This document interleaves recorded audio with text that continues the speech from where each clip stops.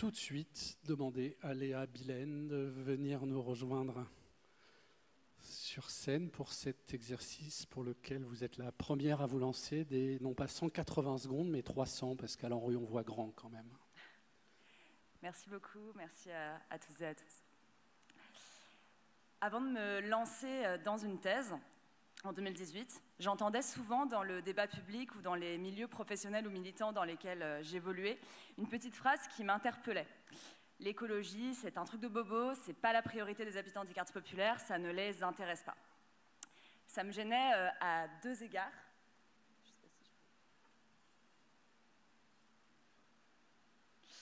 Ça me gênait à deux égards.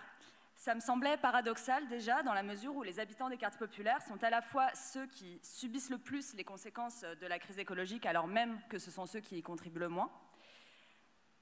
Et par ailleurs, ça ne me semblait pas correspondre à l'idée que j'avais pu me faire des quartiers populaires dans le cadre de mes activités associatives ou dans le cadre de recherches antérieures qui portaient, elles, plutôt sur la participation des habitants. J'avais croisé dans ces contextes des habitants qui se mobilisaient dans des ateliers cuisine, dans des vélos-écoles ou encore dans des jardins. Et toutes ces initiatives me semblaient très connectées aux enjeux écologiques, même si elles n'en portaient pas forcément le nom. Mon hypothèse a donc été que les initiatives écologiques en quartier populaire sont plus nombreuses qu'on ne le croit, mais qu'on ne les voit pas forcément. Mon objectif avec la thèse était de décrire ces initiatives, de connaître les gens qui les portent, de connaître ce qui les motive et les freins auxquels ils font face. Et puis c'était aussi de comprendre pourquoi on ne les voyait pas. D'où venait finalement cette idée d'une indifférence des habitants des quartiers populaires à l'égard de la question écologique. Pour cela, j'ai suivi pendant 3 ans plusieurs initiatives écologiques situées dans des quartiers de grands ensembles, classés en politique de la ville et pour la plupart en rénovation urbaine.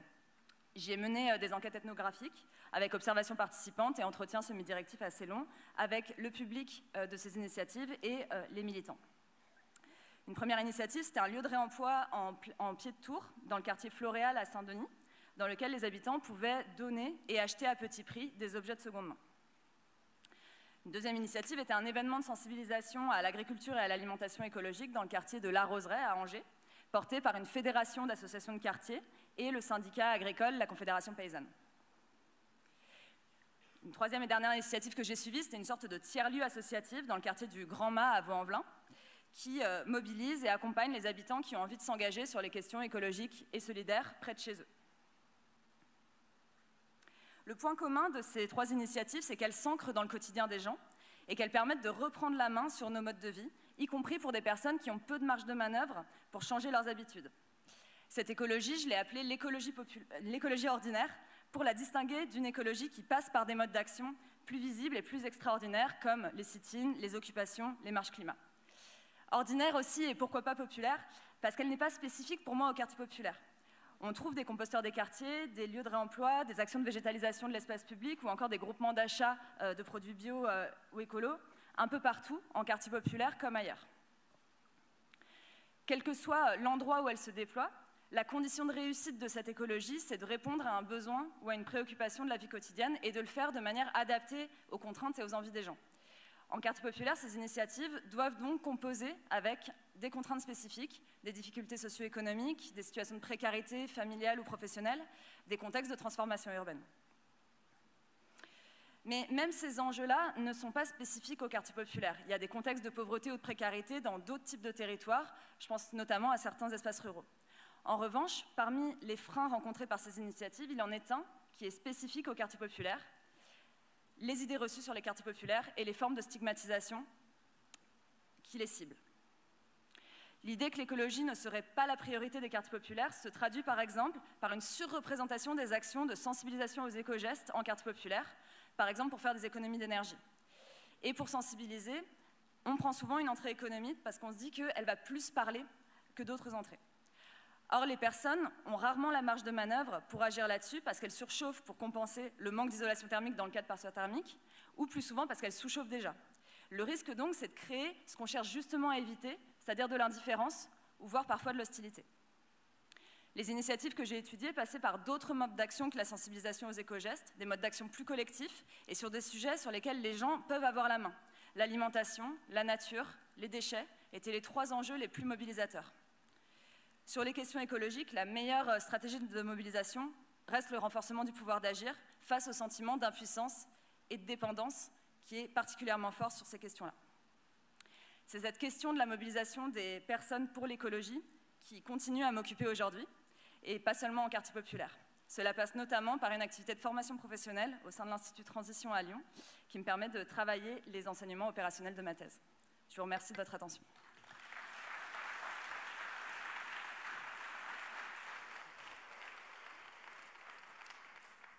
Merci beaucoup. J'appelle Emilia Caudron à faire sa présentation.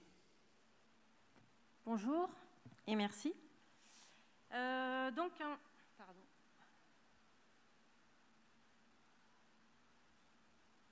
C'est pas moi. Ben non, parce que c'était Hugo Botton qui était prévu en deuxième passage. Je croyais que vous étiez arrangés entre vous, mais...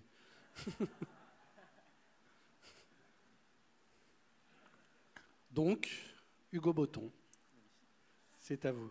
Bonjour à toutes et à tous. Vous avez besoin d'un micro-main, vous, je crois. C'est bon.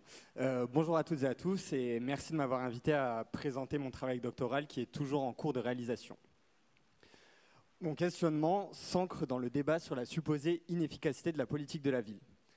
Qu'on s'intéresse au taux de pauvreté, au taux de chômage ou à la réussite scolaire, les difficultés sociales se concentrent dans les mêmes quartiers au fil du temps. Cependant, elles ne concernent pas les mêmes habitants. Par exemple, sur la dernière période du contrat de ville, environ la moitié des habitants d'un quartier ont changé de lieu de domicile, certains pour se réinstaller dans le quartier, d'autres pour le quitter. Ainsi, si on prend un quartier type d'environ 2000 habitants, sur cette période du contrat de ville, on a à peu près 500 habitants qui sont passés par le quartier à un moment donné et qui n'y résident plus à la fin. Le questionnement de ma thèse est alors simple. Qui sont ces habitants? Où habitent-ils désormais? Qui les a remplacés et d'où venaient-ils? Pour résumer, que peut nous apporter l'étude des mobilités résidentielles à notre meilleure compréhension des quartiers prioritaires, mais aussi à l'évaluation des politiques publiques qui y sont menées? Que peut apporter l'étude des peuplements en flux de ces quartiers plutôt qu'en stock? Ma thèse est co-encadrée par Renaud Epstein et Jean Rivière. Il s'agit d'une thèse CIFRE qui est cofinancée par le bureau d'études Le Compas et Nantes Métropole. Nantes est donc un terrain d'études privilégié de cette thèse, même si certains résultats sont réalisés à l'échelle nationale. Il s'agit d'une thèse de sociologie quantitative. L'enjeu majeur a donc été la récolte de données qui permettent de suivre les lieux de résidence successives des personnes qui ont changé de logement. Pour cela, j'ai récupéré des données auprès de bailleurs sociaux nantais qui me permettent d'avoir une vision quasi exhaustive des dynamiques de peuplement sur le parc social nantais. Je connais ainsi les caractéristiques sociales, mais aussi l'ancien quartier de résidence et le nouveau quartier de résidence de plus de 60 000 ménages qui ont changé de logement entre 2012 et 2022. Ma thèse, le fait que j'ai récupéré ces données sur le territoire nantais montre que c'est possible de le faire sur d'autres territoires et peut-être à l'échelle nationale. Contrairement aux autres thèses qui seront présentées aujourd'hui, la mienne est toujours en cours. Je ne peux donc pas vous présenter de résultats définitifs, mais je vais vous présenter quelques premières pistes d'interprétation. Sur la carte que j'ai projetée ici, les communes de notre métropole sont représentées. Au centre, avec les frontières plus épaisses, la commune de Nantes, et en orange, les contours des quartiers prioritaires de la politique de la ville. Si on représente les principaux flux résidentiels sortant de ces quartiers prioritaires, on obtient la carte suivante. On pourrait la commenter longuement, mais je vais aller assez rapidement. Premier point déjà, on se rend compte que les mobilités se font à proximité de l'ancien domicile, que ce soit pour rester au sein du même quartier prioritaire comme ici à Bellevue, que ce soit pour changer de quartier prioritaire comme d'Edervallières vers Bellevue, mais aussi pour quitter la géographie prioritaire comme ici à Rezé. Il y a des flux résidentiels qui sont aussi plus divers. Ainsi, de nombreux flux pointent ce point à Sainte-Luce ou encore ici à Orvaux, des zones où des logements sociaux sont récemment sortis de terre. Il y a aussi des flux qui sortent de la métropole. Se pose alors la question de l'éloignement des classes populaires face à une hausse des prix de l'immobilier toujours plus forte. Pour résumer en 3 points les questions que je vais me poser dans le cadre de cette thèse à partir de cette carte, je vais donc regarder les caractéristiques des personnes qu'il y a sur chacune de ces flèches pour voir si les personnes qui s'installent dans les quartiers ont des caractéristiques différentes de ceux qui les quittent. Si oui, quels sont-ils? Ensuite, je détaillerai cette carte selon le profil de chaque personne. Est-ce que, par exemple, les personnes qui quittent les quartiers avec le plus de ressources financières s'installent vers les mêmes quartiers que ceux qui en ont le moins? Enfin, je regarderai ce que font ces mobilités aux quartiers eux-mêmes. Par exemple, si le taux de pauvreté dans un quartier augmente, est-ce plutôt lié à l'arrivée de ménages pauvres, à l'appauvrissement de ménages qui sont restés en place ou au départ des ménages ayant le plus de ressources? Voilà un résumé très rapide et non exhaustif des différentes questions que je souhaite aborder, que j'ai commencé à aborder et que je vais approfondir dans cette thèse. Je vous remercie pour votre attention et je serai ravi de discuter de certains points avec vous dans la suite de l'après-midi ou dans le futur. Merci à vous.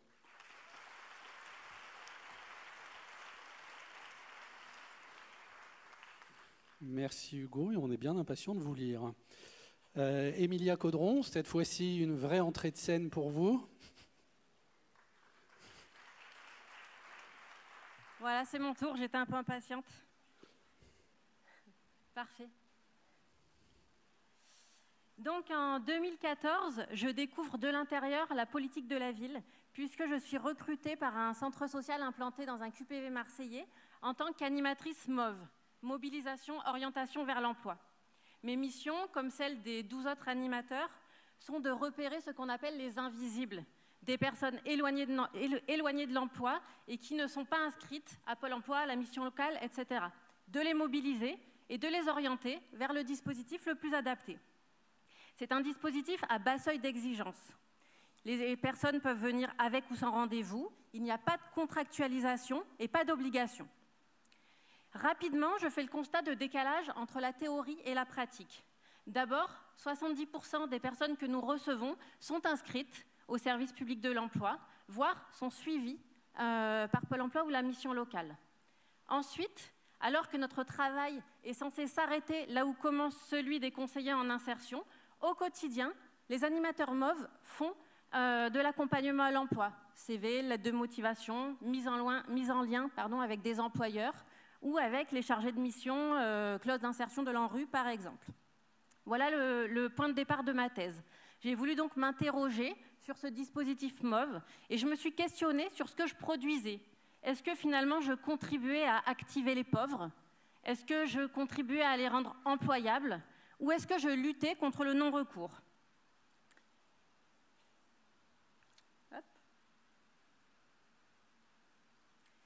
J'ai mené donc ma thèse avec une approche inductive et ethnographique, puisque je suis restée salariée du centre social les 3 premières années de cette thèse, avec des méthodes mixtes. La participation observante, beaucoup, des entretiens avec les différentes parties prenantes du dispositif et une analyse statistique des caractéristiques d'environ 2000 bénéficiaires. Mon postulat, c'était de dire que si l'action publique est conçue par les pouvoirs publics, elle est aussi modelée par les professionnels qui la mettent en œuvre, en l'occurrence les animateurs MOVE et les conseillers en insertion, et également par les publics qui la reçoivent, donc les bénéficiaires du dispositif.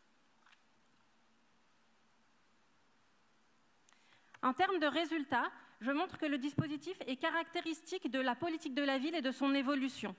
Au départ, ce sont des actions mises en œuvre par les centres sociaux territorialement, avec peu de moyens, pour répondre à un besoin mal couvert sur le territoire, le besoin d'accompagnement à l'insertion de jeunes qui, à l'époque, ne se retrouvent pas dans l'offre de services proposée par la mission locale. Et puis rapidement, ces actions sont récupérées, encadrées, remodelées par les institutions, la métropole et la préfecture en tête, par le biais de la politique de la ville. Cette institutionnalisation amène d'une part une perte d'indépendance des centres sociaux, qui sont alors un peu plus soumis à des injonctions politiques, voire politiciennes. Mais cette institutionnalisation assoit également le dispositif. En créant des instances de régulation, des outils de régulation, la préfecture favorise, voire force, parfois, le travail partenarial entre des parties prenantes, entre des acteurs qui ont des cultures, des enjeux, des intérêts qui peuvent diverger. Tous les mois, il existe des réunions qu'on appelle cellules de concertation où se retrouvent sur chaque territoire le département, la métropole, la préfecture, les centres sociaux, les associations de quartier, les médiateurs, dans le but de proposer d'ajuster en fait leurs actions pour être au plus proche des besoins des personnes accompagnées. Sur le terrain, les conseillers en insertion et les animateurs apprennent à se connaître, à se reconnaître et à travailler ensemble. Et ils se partagent souvent le travail. Les CIP, donc les conseillers en insertion, vont plutôt sur le suivi administratif, donc l'octroi d'aide financière, la prescription de formation. Les animateurs MOV, quant à eux, vont être plutôt sur le suivi relationnel et au quotidien. Ils vont servir parfois de médiateurs pour les personnes mécontentes des services proposés par le service public de l'emploi. Par exemple, Adem, un jeune homme qui veut être gardien d'immeuble, mais à qui la mission locale propose de passer un CACES pour travailler dans les entrepôts, parce que c'est là qu'il y a du travail. Les animateurs MOV vont aussi jouer les petites mains, donc faire le suivi quotidien et réassurer les personnes qui ne parviennent pas à se conformer à l'image, au rôle du bon demandeur d'emploi. Je pense notamment à Malik, qui cherche un emploi d'agent d'entretien et qui va être suivi par un prestataire de Pôle emploi. Il va recevoir un mail long comme le bras qui va lister les différents sites internet où il faut aller chercher du travail, les différents MOOC, les serious games où il peut apprendre les techniques de recherche d'emploi. Sauf que Malik, il utilise Internet pour regarder des vidéos, pour suivre son compte en banque, mais pas du tout pour la recherche d'emploi. Donc il ne va pas donner suite à ce mail et va être radié de Pôle emploi. Donc finalement, si je reviens à mon questionnement de départ, qu'est-ce que produit ce dispositif?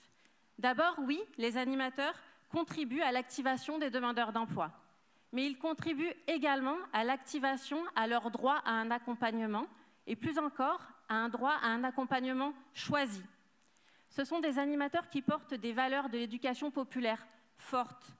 Ainsi, en considérant également les demandeurs d'emploi comme des personnes à part entière, ils contribuent aussi à les reconnaître et donc au maintien de leur dignité.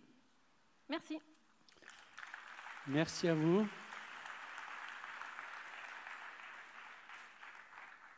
Merci à vous tous pour ces interventions. J'appelle maintenant Maximilien Stenderson, qui est le dernier intervenant. Il est là.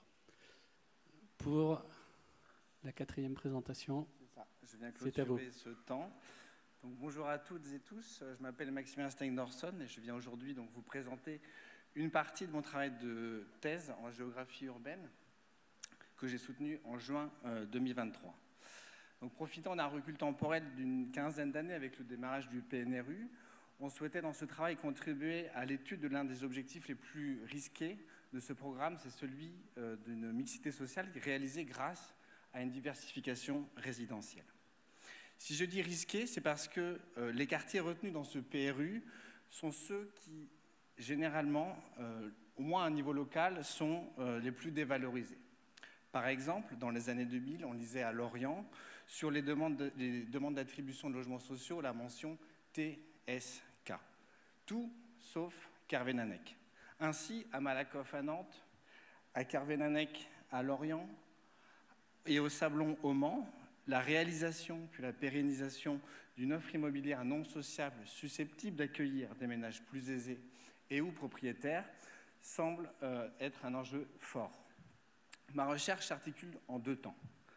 Le temps de la production de ces logements, où j'ai cherché à comprendre l'influence de cet objectif de diversification sur les programmes urbains en eux-mêmes, en étudiant à travers les jeux d'acteurs, les rapports de force entre acteurs publics du PRU et promoteurs immobiliers engagés dans ces programmes. Aujourd'hui, je présenterai plutôt la 2e partie de ma recherche qui porte un regard sur l'évolution et l'impact de la présence de ces nouveaux parcs de logements dans ces quartiers. La première question à laquelle on peut chercher à répondre aujourd'hui, c'est est-ce que ce nouveau parc a réussi à attirer des ménages plus aisés, et ce, dans la durée? En analysant les données fiscales au logement entre 2015 et 2019, on peut répondre oui. D'une part, ils sont bien plus aisés que la moyenne des quartiers dont ils habitent. Ils ont un profil de revenus beaucoup plus proche plus proche des quartiers voisins, de ces quartiers politiques de la ville en renouvellement urbain. D'autre part, sur la durée, on observe même une évolution croissante sur les 3 secteurs des revenus des habitants de ce parc qui infirme un petit peu le risque qu'on pouvait avoir d'une paupérisation de ce parc de logement. Cette croissance, ça doit être mis aussi en regard, sur la même période, de l'évolution positive des prix de l'immobilier sur ces 3 secteurs. Par exemple, Malakoff fait partie des 40% des IRIS qui connaissent la plus forte croissance des prix de l'immobilier entre 2014 et 2022 à l'échelle de Nantes Métropole. Donc si ces résultats peuvent se présenter comme être positifs par rapport aux objectifs initiaux, il faut les nuancer. Premièrement, parce que dans le même temps, les revenus du parc social, eux, stagnent, voire même diminuent légèrement sur certains quartiers. Ce qui accentue les écarts de revenus entre, d'un côté, ce nouveau parc privé et donc le parc social toujours majoritaire dans ces espaces. D'autre part, à travers ces études, et malgré donc cette tendance de fond, on a observé quelques exceptions avec des cas de résidence qui présentent des risques assez forts de paupérisation. Enfin, des entretiens conduits avec des agents immobiliers ont révélé que l'offre à la location et à la vente dans ce nouveau parc peinait toujours à mettait plus de temps à trouver preneur qu'ailleurs dans ces villes-là, ce qui montre une certaine fragilité de ce nouveau parc de logement qui peine à être pleinement attractif, notamment en raison d'imaginaires négatifs sur ces espaces urbains qui persistent. Ces nuances ici me permettent de rappeler l'importance de mettre en place un suivi et une observation de ce nouveau parc. Pour conclure un petit peu rapidement, je voulais aborder avec vous la question des relations entre ces habitants et leur nouveau quartier d'habitat. Grâce à une enquête qu'on a réalisée auprès de 169 ménages de ce nouveau parc, qui représente à peu près un tiers des logements, on a cherché à étudier cette question-là notamment. À travers cette étude, on a donc révélé que loin des attendus théoriques de la mixité sociale en termes d'intégration, les nouveaux habitants de ce parc privé poursuivent quant à eux des stratégies socio-résidentielles qui sont bien différentes et parfois même en contradiction totale avec ces attentes initiales. Par exemple, comme ici, on a 30% des interrogés qui ont un rapport par rapport au quartier qu'on pourrait qualifier de mise à distance, de repli, quand 49% ont un rapport fonctionnel, sélectif, c'est-à-dire qu'ils vont choisir des lieux, des espaces, certains moments du quartier, sans déployer d'affect particulier par rapport à leur espace de vie. Enfin, 21% ont un rapport qu'on pourrait qualifier de fluide avec le quartier, c'est-à-dire qu'ils le fréquentent, ils participent à la dynamique du quartier de façon assez aisée. Si le temps ici me manque pour détailler les facteurs qui fondent ces relations, leur compréhension apparaît essentielle, puisque ces rapports ne sont pas du tout immuables, ils bougent, ils évoluent dans le temps en fonction de l'expérience résidentielle. Ainsi, il apparaît important de proposer des leviers qui favorisent des liens au quartier afin de limiter des pratiques de repli pouvant conduire à des formes de micro-fragmentation, voire même de sécession par rapport au cœur du quartier. L'école peut bien sûr en être un des facteurs, mais elle est souvent un enjeu trop stratégique pour des familles qui ont des craintes vis-à-vis du quartier, qu'elles soient réelles ou idéales, et donc qui ne prennent pas le risque d'y mettre leurs enfants. En revanche, on peut considérer d'autres lieux, fonctions ou activités qui sont plus anodines et qui permettraient d'attirer ces ménages par leur qualité d'usage, et donc ces ménages pourraient y développer de nouvelles pratiques, y côtoyer d'autres habitants et éventuellement y développer des affects.